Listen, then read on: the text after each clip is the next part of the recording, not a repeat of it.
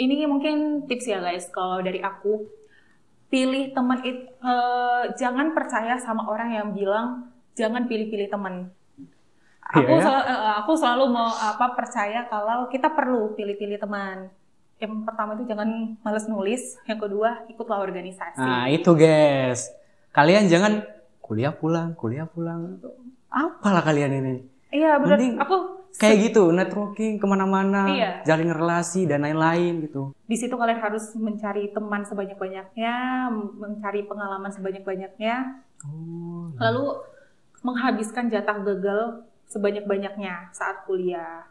Jadi jangan kayak udah ngerasa ini udah gagal terus kehidupan kita udah selesai, enggak. Bahkan aku pun sampai sekarang aku masih menghadapi banyak kegagalan gitu, dan aku merasa kegagalan-kegagalan yang sebelumnya itu yang membentuk sampai jadi saat ini.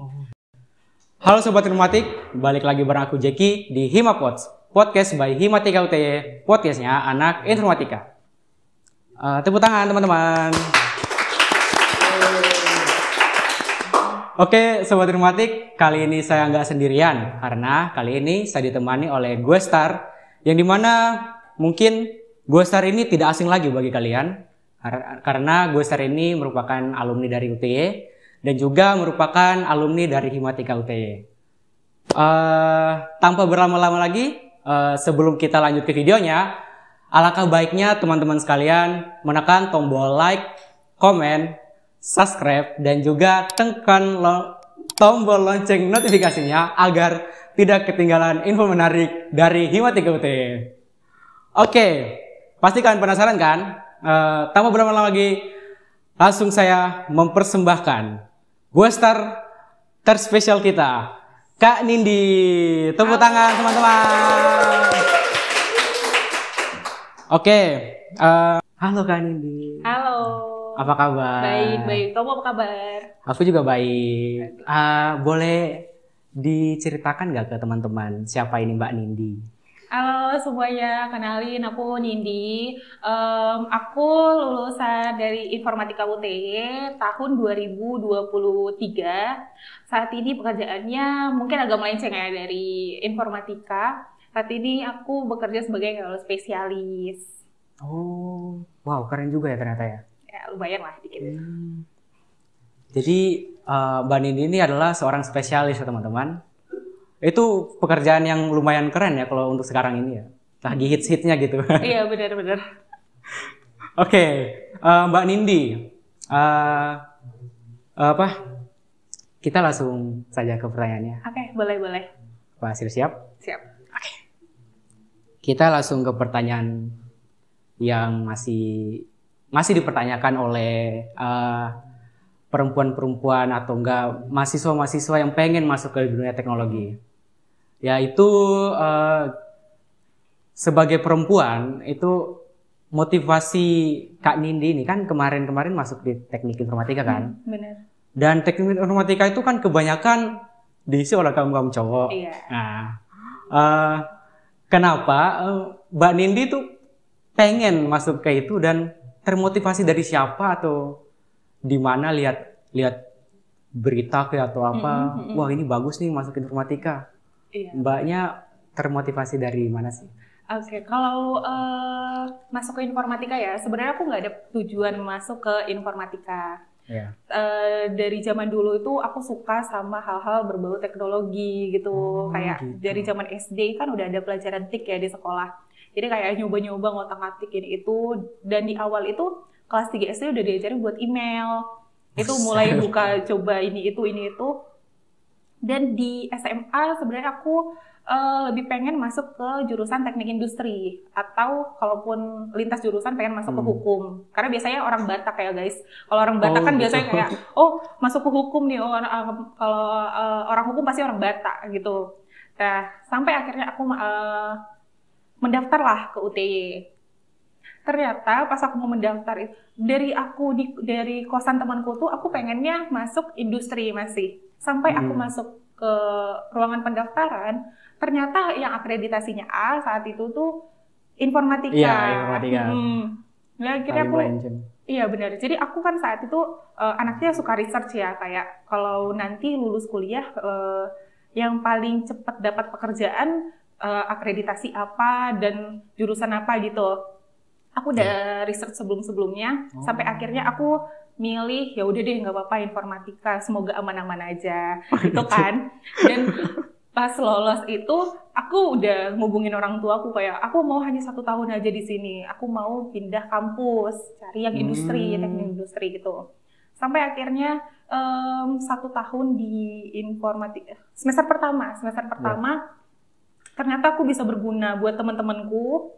Terus aku suka jurusannya, aku suka sama dosen-dosennya, dosen-dosenku semester 1 itu sama semester 2 itu benar-benar sebaik itu. Bahkan aku sering komunikasi sama dosen-dosen juga kayak nanyain materi yang aku nggak paham sama sekali. Biasanya aku tanya, kalau tahu namanya Bu Farida, aku dulu sering chatan sama Bu Farida nanya-nanyain soal kalau aku nggak paham gitu. Sampai akhirnya aku ada di titik di satu kelas hanya aku yang dapat nilai 100 ujian semester. Akhirnya di situ pun dapat apresiasi kan dari Bu Farida. Aku merasa kayak kayaknya jalanku emang di sini deh. Lanjut deh semester 2. Semester 2 ternyata jalannya masih lempang-lempang aja.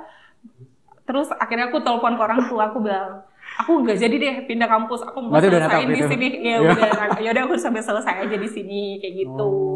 Nah ternyata informatika itu seru loh, kayak aku lihat teman-teman juga banyak yang angkatanku lumayan banyak sih cewek. Cuman di kelasku saat itu di kelasku ada 59 orang, perempuannya itu nggak nyampe 10 sebenarnya. Tapi di kelas-kelas lain kalau digabungin memang sih mungkin nggak nyampe 100 ya. Dari angkatanku dulu orangnya ada 617. Berarti ada 617 dan mungkin gak nyampe 100. Banyak juga ya? Gak ada 100 yang cewek. Tapi kalau aku lihat-lihat itu pada keren-keren sih yang masuk informatika saat itu. Dan sampai sekarang juga aku keren sih sama cewek-cewek yang masuk ke dunia teknologi. Iya kan aneh aja ya. Cewek-cewek itu kan kebanyakan melenceng dari informatika. Bener. Paling dikit sih kalau teknik mah. Iya. Di kelas itu paling di kelas itu paling cuman beberapa orang kalau di informatika. Iya. Tapi hebat sih ini. Iya.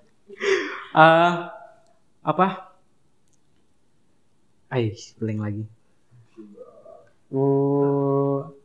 Kalau di perkuliahan kan pasti Kak Nindi itu nggak mungkin berjuang sendiri kan. Pasti dalam satu masa dari semester 1 ke semester ke atasnya pasti mendapatkan teman-teman yang dimana mungkin bisa dibilang circle ya kan? Iya benar. Circle kan. Circle. Nah, gimana sih Kak Nindi dapatnya circle-circle kayak gitu? Misalnya circle-circle yang terbilang kayak ambis gitu kan? Ini mungkin tips ya guys, kalau dari aku pilih teman itu jangan percaya sama orang yang bilang jangan pilih-pilih teman. Aku selalu mau percaya kalau kita perlu pilih-pilih teman. Gitu. Saat kuliah itu aku punya banyak circle sebenarnya. Jadi aku punya circle yang khusus untuk belajar bareng, kita cari-cari lomba. Jadi aku dulu suka ikut lomba juga pas kuliah. Aku ikut PKM dulu aku ikut, terus aku lomba-lomba nasional juga ikut sama temanku. Ya walaupun menang baru sekali sih, itu pun lomba UI UX dulu ya. Terus setiap kampus ngadain infoin lomba yang nasional gitu, pasti kita daftar dengan tim aku yang itu. Yang circle itu ya? Benar. Nah, tapi aku juga punya circle yang memang orangnya asik semua, yang kita bisa nongkrong tiap malam. Tiap malam tuh nongkrong sampai subuh, sampai jam 2. Iya, sampai jam 2, sampai jam 3 nongkrong gitu di coffee shop di mana gitu. Kadang kita di Malioboro duduk-duduk aja gitu. Nah, mungkin aku dapat ilmu dari temanku yang ambis, aku bakal mengimplementasikannya itu ke temanku yang bisa dibilang pengennya main lah gitu. Iya. Aku mengimplementasikan ke situ. Berbagi ilmu gitu ya. Jadi untuk temanku yang kita bisa dibilang kami itu anak ambis sih zaman dulu. Iya, circle kami itu anak ambis dulu. Jadi kayak kalau ada dosen ngasih pertanyaan, kami bakal lomba untuk ngejawab itu. Bahkan sama teman sendiri gitu. Jadi kalau aku sendiri supaya aku nggak kalah sama teman di circleku itu, setiap malam itu aku pasti belajar apa yang bakal diajari sama dosen di besok. Jadi aku bisa lebih unggul dari temanku. Nah, tapi kalau mungkin orang pikir, toksik, enggak. Kita itu tetap diskusi by chat gitu, kayak, ini bener gak sih jawabanku yang tadi? Terus kita cari sama-sama. Sedangkan kalau dipikir, ya, kayak gitu. Sedangkan kalau dilihat temanku yang nongkrong setiap hari, itu bukan yang negatif juga sih. Jadi kadang kita nongkrong, aku bakalan bawa laptop dan catatan, aku bakal ngajarin mereka semua. Circleku saat itu, satu circle kami ada 14 orang. Iya. Aku bakal ngajarin satu-satu. Sampai mereka paham sama apa yang diajarin di... Paham betul. Bener. Orang saat itu mungkin orang benci ya sama yang berhubungan sama perhitungan. Iya pasti dong. Iya, pasti banyak ya. Gila itu, benci banget gue sampai sekarang ini. Benci gue. Bener, ada. Teman-temanku juga kayak gitu. Jadi aku muter otak gitu kayak gimana ya cara supaya teman-temanku itu jadi suka dengan mata kuliah perhitungan. Iya. Aku cari cara yang paling gampang dan setiap malam itu aku bakal ngajarin satu-satu. Jadi aku nggak mau temanku itu punya IP di bawah 3. Jadi kalau teman circleku itu punya IP di bawah 3, aku bakal evaluasi mereka gitu. Mungkin mereka mikir nggak asik masa belajar gitu. Tapi untungnya sih enggak, mereka kayak seneng kayak ya Nin makasih ya, dan aku seneng kayak dapat chat dari teman, Nin kamu pasti berhasil nanti, kamu udah banyak bantu orang gitu. Dan aku juga seneng bantuin teman-teman gitu. Kalau temanku sempat nanya, kamu ngapain sih bantuin kami gitu. Terus aku balik lagi aku bilang, aku bantuin kalian bukan karena kalian, aku kasihan sama orang tua kalian. Kalian kuliah, iya kasihan kan 7 tahun. Misal kalian mau lulus 7 tahun, bukan karena ada kendala, tapi karena kalian males. Yang kasihan kan orang tua kalian, bukan kalian. Aku bilang gitu sih ke teman-temanku. Makanya aku paksa, pokoknya nggak boleh ngulang. Tapi kalau orang yang memang ngeyel, ya udah terserah deh. Banyak ya orang ngeyel gitu. Iya sih banyak banget. Apalagi kalau udah perhitungan, aduh nggak tahu. Iya. Tapi kan ini justru baik ya, kayak misalnya bantu orang yang masih, misalnya ada orang down kan pasti kebanyakan orang kan nggak mau bantu. Kalau Mbak Nindi kan bantu ya. Iya. Itu poin plusnya Mbak Nindi lah ya. Jadi malu. Betul, serius. Keren sih Kak. Kita bahas apa lagi ya? Bahasnya kita ke ranah, kan Mbak Nindi ini ya, sering ikut lomba dan lain-lain. Itu nggak mungkin tiba-tiba Mbak Nindi tiba-tiba langsung jago. Pertama masuk juga pasti nggak mungkin langsung bisa ngoding PHP, bisa ngoding JavaScript ya. Nggak mungkin kan. Pasti ada lah ikut-ikut kayak bootcamp gitu, kayak seminar dan lain-lain. Itu menurut Kak Nindi worth it nggak sih kayak ikut-ikut kayak gituan buat upgrading skill gitu? Sangat sih. Buat kalian yang nonton, kalian harus ikutin juara GCP ya. Aku dari dulu itu selalu ikut juara GCP. Aku udah aku pernah dapat AirPods, aku udah punya tas juara GCP, aku udah punya tumblernya, aku udah punya itu apa sih, penyangga laptop, stikernya semua aku udah punya, dan hampir semuanya itu aku selalu ikut seasonnya. Dan saat kuliah itu aku ikut 24 SKS, aku organisasi 2, aku ikut juara GCP, aku ikut bootcamp gratisan, karena ya namanya anak kuliah kan budgetnya tipis ya, hampir nggak ada. Aku ikut grup-grup Telegram, grup-grup Telegram aku ikut semua, aku join, aku akrab sama orang-orang di grup itu. Karena aku bingung ya, kalau di kuliah kan saat aku tanya sama dosen, aku harus tanya ke siapa? Jam dulu kan belum hype ya ChatGPT. Iya, dulu tuh sebelum ChatGPT gimana ya? Aku nanya ke orang-orang di grup. Nanya kalian kayak gimana? Aku nanya itu loh sama orang-orang di grup Telegram. Itu kan udah pada kerja, udah orang tua sebenarnya. Oh iya, pasti random ya. Jadi aku ikut itu sampai akhirnya ketemu di titik memang duniaku nih informatika deh udah. Ya walaupun sekarang agak melenceng dikit ya. Jadi semoga sebentar lagi bisa balik lagi ke informatika. Iya ya. Tapi kan tadi aku dengar ikut ini, ikut itu. Itu gimana membagi-bagi waktunya itu? Kan kebanyakan kegiatan susah ya kalau misalnya apalagi kayak mahasiswa-mahasiswa yang terbilang baru masuk dan wah aku di mana ini, nggak tahu apa-apa ini. Enaknya gimana gitu? Ngatur waktunya aja gitu. Aku maaf ya buat yang nonton, aku nggak percaya sama orang yang bilang sibuk sebenarnya. Aku nggak percaya dengan itu. Kecuali kalian itu kerja yang ke tempat gitu, yang ada shiftnya gitu. Aku percaya itu sibuk. Tapi kalau kalian hanya kayak kuliah terus ikut bootcamp itu tuh aku nggak percaya itu sibuk. Karena aku saat itu pun aku bisa nongkrong gitu loh. Aku bisa bergaul kemana-mana. Jadi bagi waktunya aku itu di kelas bukan orang pasti mikir ini nih anaknya apa banyak ketawanya. Tapi kalau teman dekatku pasti tahu, aku banyak ketawanya saat ada dosen atau apa gimana gitu. Kalau dosen nanya aku nggak bisa jawab. Karena mereka tahu lah Nindi main-main juga di kelas pasti sebelum-sebelumnya dia udah belajar kayak gitu. Jadi pasti belakang-belakangnya udah itu ya. Jadi aku tips juga ya, aku suka minta materi dari cutting-cutting. Oh itu guys, dari cutting guys, harus banyak networking guys. Benar. Ya, betul. Makanya kalian harus ikut Himatika sih. Aku banyak kenalan sama cutting-cutting itu dari Himatika. Jadi kalau aku zaman dulu itu, aku sering banyak sharing sama cutting Himatika aku tuh namanya Mas Anjas, Mas Dimas, Mas Yogi. Itu 3 tuh aku paling sering sharing sama mereka. Jadi aku selalu minta materi dari Mas Anjas. Jadi setiap semester aku selalu minta materi semester ini dong, nanti dibuatin ke Drive.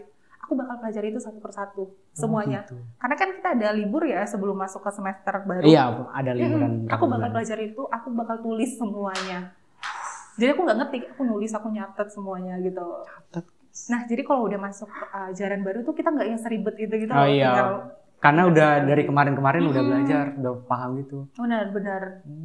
Itu sih. Jadi yang pertama itu jangan males nulis, yang kedua ikutlah organisasi. Nah itu guys, kalian jangan kuliah pulang. Apalah kalian ini? Iya benar. Aku kayak gitu, networking kemana-mana, jalin relasi dan lain-lain gitu. Zamanku dulu tuh aku sedih kayak lihat pendaftaran organisasi sempet dikit gitu loh yang daftar. Iya, bahkan sekarang ya masih sudah kurang sih, tapi mau gimana lagi? Iya, padahal manfaat organisasi itu bukan yang hanya kumpul-kumpul terus rapat kepanitiaan, enggak hanya sebatas itu, lebih dari itu. Banyak, aku juga masuk organisasi banyak impactnya guys, bukan cuman ngobrol-ngobrol doang, kayak gitu guys. Oke, kita lanjut lagi ya di pertanyaan selanjutnya. Apa ya yang bagus ya?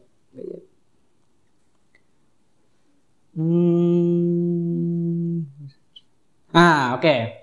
Sekarang kan Nindi udah ini ya, kerja ya. Nah, mau tanya nih, di dalam hidupnya Nindi, gitu ya. Dalam hidupnya Nindi, kayak masa perkuliahan dan masa kerja itu gimana sih perbedaannya? Entah itu Mbak Nindi udah belajar ini tuh, udah belajar banyak, pas di kerja nggak masuk gitu.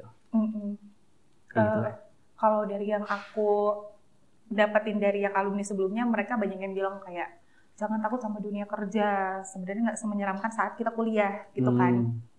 Iya sih, pasti kayak gitu pikirannya orang. Terus aku juga merasakan ternyata emang iya nggak semenyeramkan. Kayak kita mikir, aduh gitu ya? Kita sekarang ngoding apa C++, codingannya ribet ini, gimana ya kalau perulangan ini.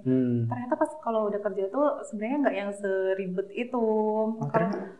Kalau kita kuliah kan pasti diajarin memang benar-benar dari basic supaya kita paham gitu kan. Jadi kalau kita udah dapat challenge yang baru tuh nggak yang sekaget itu karena kita udah paham dari basicnya.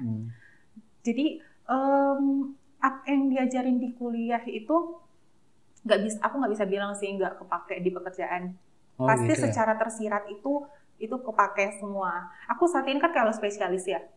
Orang-orang itu bahkan brand-brand lain itu saat meeting sama aku pasti ngomong kayak Mbak Nindi ini kelihatan deh lulusan informatika. Dia selalu bilang kayak gitu. Mbak Nindi muka sayut. Enggak. Lanjut. Dia bilang kayak gini. Dia bilang kayak soalnya kamu itu teliti, kamu dalam penggunaan teknologi juga gampang gitu loh. Reportingnya kamu bagus. Aku selalu dibilangin kayak gitu.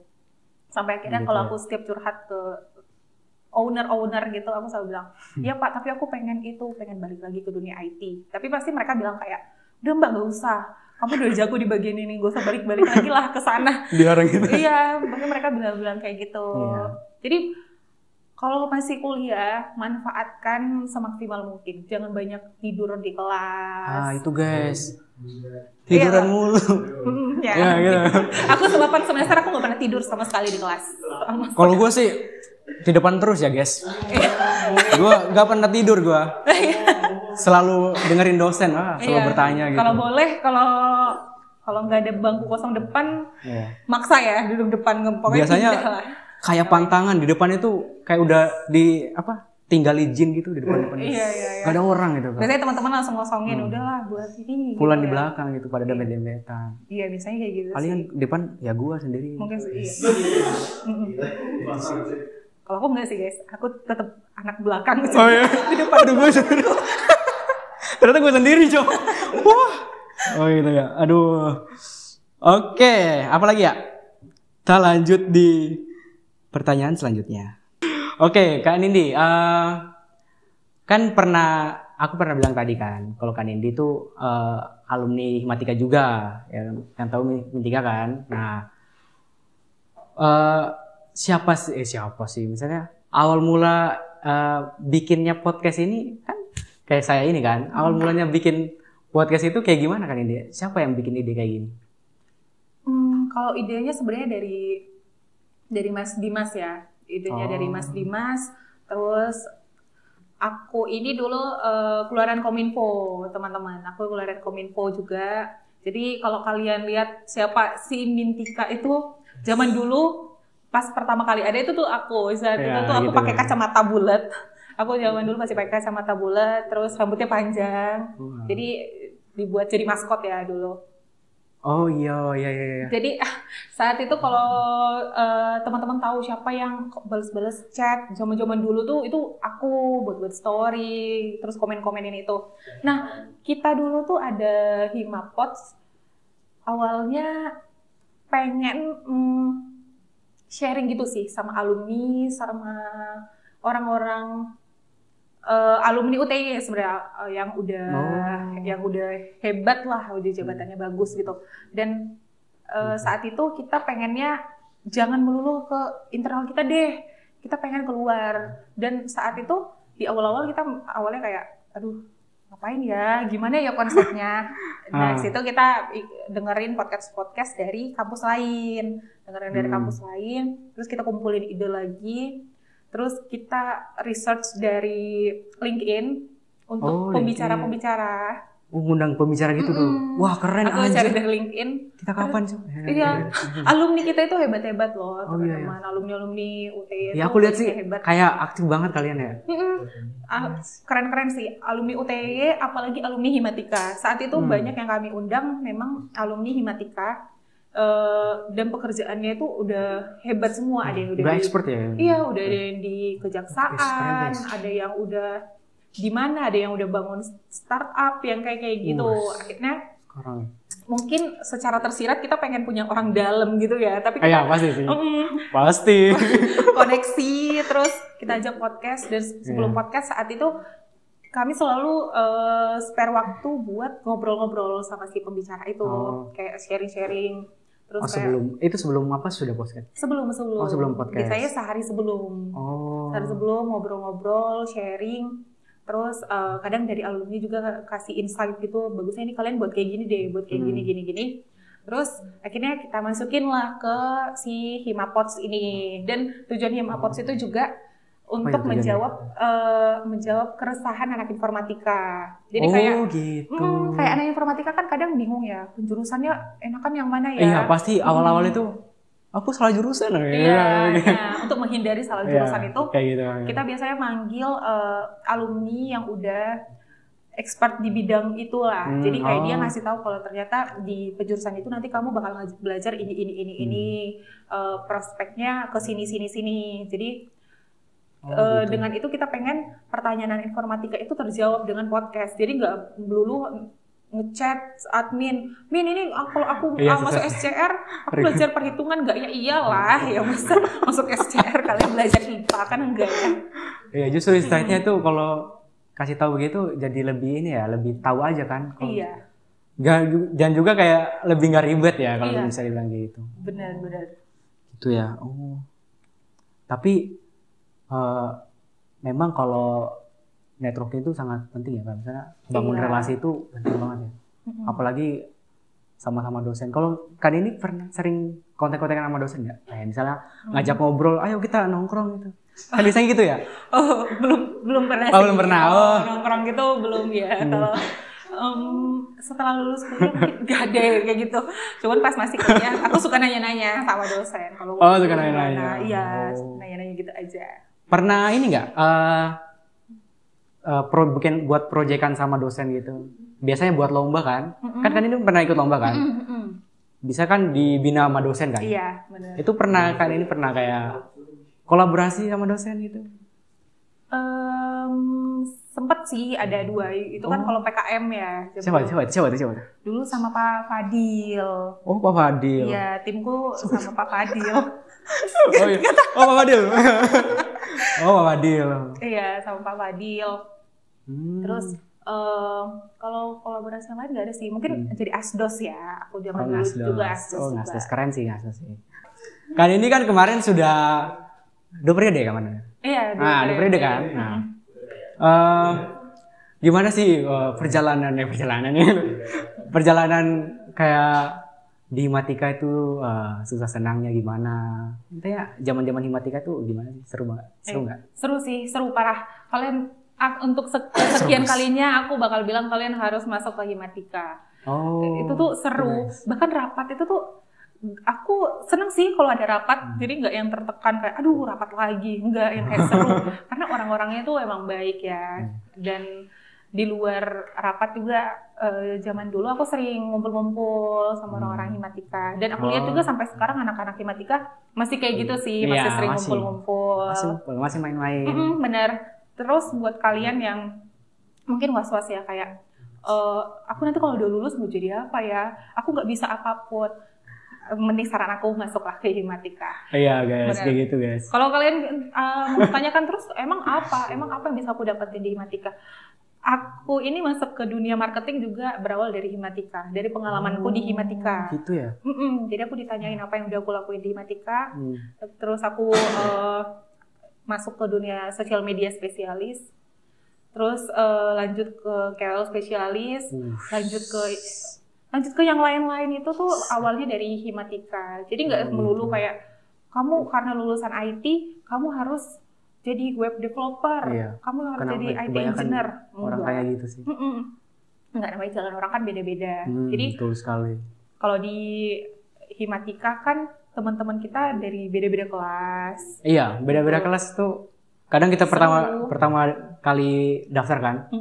Wah, ini siapa ini? Iya. Wih, mukanya kayak garang banget. Padahal aslinya baik gitu. Iya, benar. Jadi kita bisa sharing kayak menurut kamu ini gimana? Dan kita berteman gak hanya yang di kelas kita aja gitu loh. Jadi kita punya teman di organisasi buat sharing. Sama kerennya itu sama aku masuk juga di Himatika.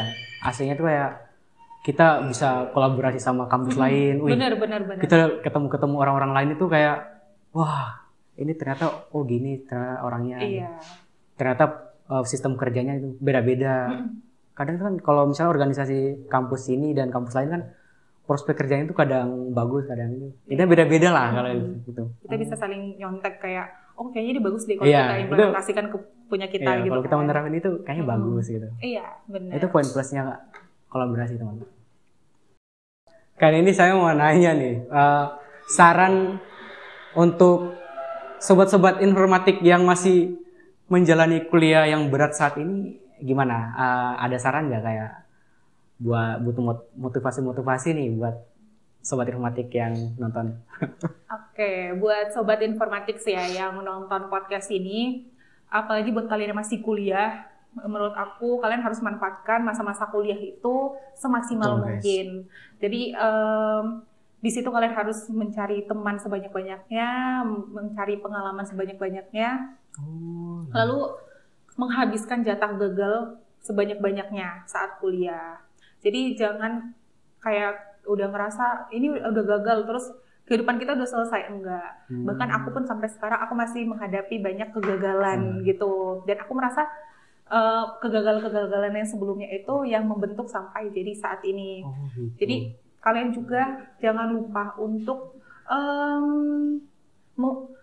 memilih teman yang baik dan tepat. Jadi kalau misal teman kalian ngajakin kalian untuk setiap hari mabuk-mabukan, terus ngajakin buat ngelakuin hal-hal yang gak baik gitu. Sebenarnya yang pertama kasihan orang tua ya, kasihan orang tua. Terus yang kedua, kalian diberangkatkan kuliah itu kan sebenarnya ada harapan dari orang tua. Pasti gitu. sih. Jadi sebaiknya jalanilah masa kuliah sebaik mungkin. Carilah koneksi yang kalian anggap orang dalam untuk mempermudah langkah kalian ke depannya. Iya. Lalu Justru kayak gitu sih, benar-benar. Terus kalau menurut aku menjalin koneksi yang baik lah sama teman-teman. Karena kita nggak tahu nanti kalau kita lulus siapa tahu teman kita itu jadi bos. Terus kita butuh bantuan dia. Jadi lebih bagus. Pas masuk ya. Iya, masuk-masuk aja. Gak usah tes-tesan. Oh iya. Oke. Iya itu impact bagusnya sih kalau misalnya impact bagusnya kayak misalnya ini saling banyak relasi gitu lah. Saling berkomunikasi entah itu biarpun orangnya sejelek apa atau apa maksudnya seburuk apa itu tetap menjalin komunikasi yang baik guys. Kayak gitu. Sangat menarik sih kayak cerita-cerita dari Mbak Nindi, kita ngobrol seru banget sih. Soalnya pesan-pesan dari Kak Nindi ini sangat memberi impact yang baik untuk mahasiswa sekarang, entah itu yang masih baru masuk dan juga yang masih yang sudah skripsi. Intinya tetap semangat teman-teman, jangan pernah malas dan jangan pernah menyanyiakan waktu kalian hanya untuk bersenang-senang sementara. Oke, cukup sekian ya Kak Nindi. Terima kasih yang ngobrolnya. Aku juga makasih ya. Sangat-sangat bermanfaat buat saya dan teman-teman informatik sekalian. Saya tutup. Jeki, salam boy. Selamat mengerjakan tugas-tugas dan skripsi. Saya tutup dan teman-teman jangan lupa tekan tombol like, komen, dan subscribe. Dan juga jangan lupa tekan tombol lonceng notifikasinya agar tidak ketinggalan info menarik dari Himatika UT. Terima kasih, bye-bye.